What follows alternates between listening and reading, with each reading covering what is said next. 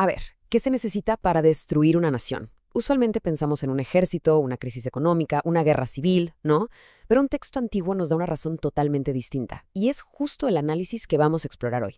Muy bien, vamos a meternos de lleno a este caso tan particular sobre cómo colapsó una comunidad, todo basado en el libro de Oseas. Y es que nos presenta un diagnóstico que de entrada desafía toda lógica.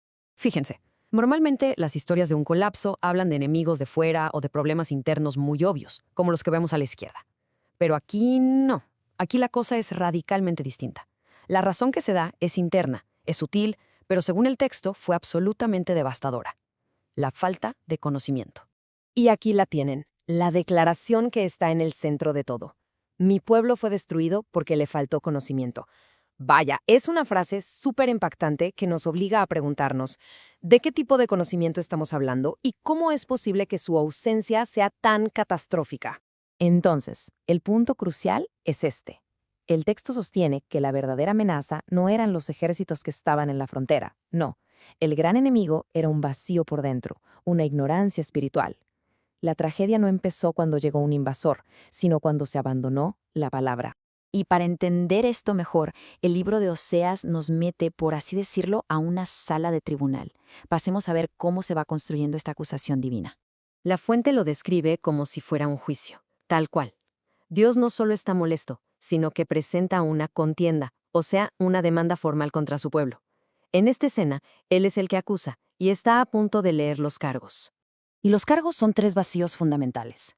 La acusación no es tanto por lo que hacían, sino por lo que faltaba. No había verdad, porque habían abandonado la palabra. No había misericordia, porque un corazón que se aleja de Dios, pues endurece. Y como la raíz de todo, no había conocimiento de Dios. Ahora, aquí viene lo más interesante, lo que vemos en esta diapositiva. Es que por fuera todo parecía estar en perfecto orden.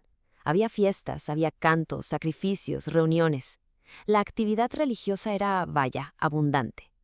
Sin embargo, por dentro, este vacío espiritual estaba creciendo, oculto a simple vista.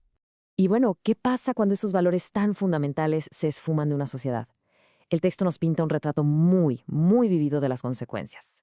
Es que la falta de verdad, de misericordia y de conocimiento de Dios no se queda en algo abstracto, claro que no. Se desborda en acciones muy concretas. El jurar en falso y mentir se vuelven la norma. La violencia y los homicidios ocurren uno tras otro. El robo y el adulterio dominan la escena. Vaya, la estructura social se empieza a desmoronar desde adentro.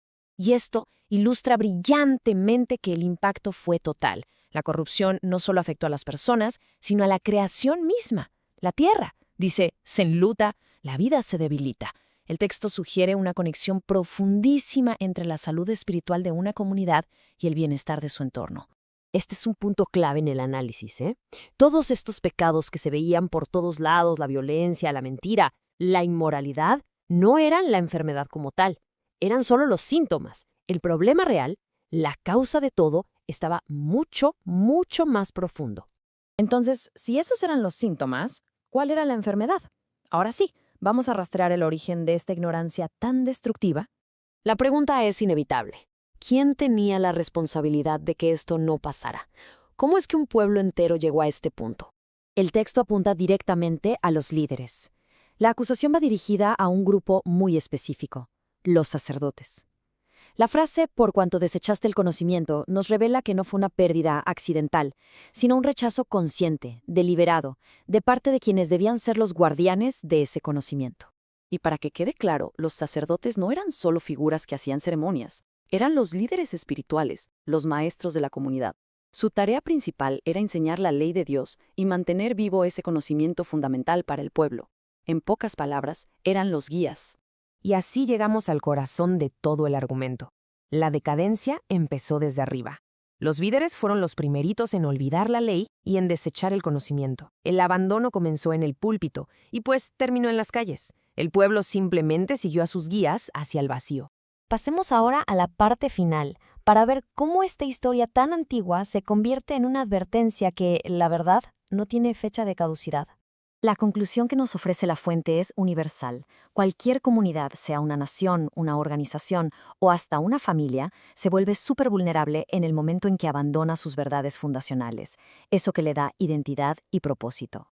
Y para no quedarnos solo con la advertencia, la fuente usa esta cita para darle un giro al concepto. Si la falta de conocimiento lleva a la destrucción, entonces el conocimiento correcto, según lo vemos en este pasaje, es la mismísima fuente de la vida. Así que cerramos con esta pregunta, una que extiende la lección de este texto antiguo y la trae directamente a nuestro presente. ¿Qué sucede cuando los líderes de cualquier comunidad deciden abandonar las verdades que las sostienen? La historia de Oseas nos da una respuesta bastante inquietante.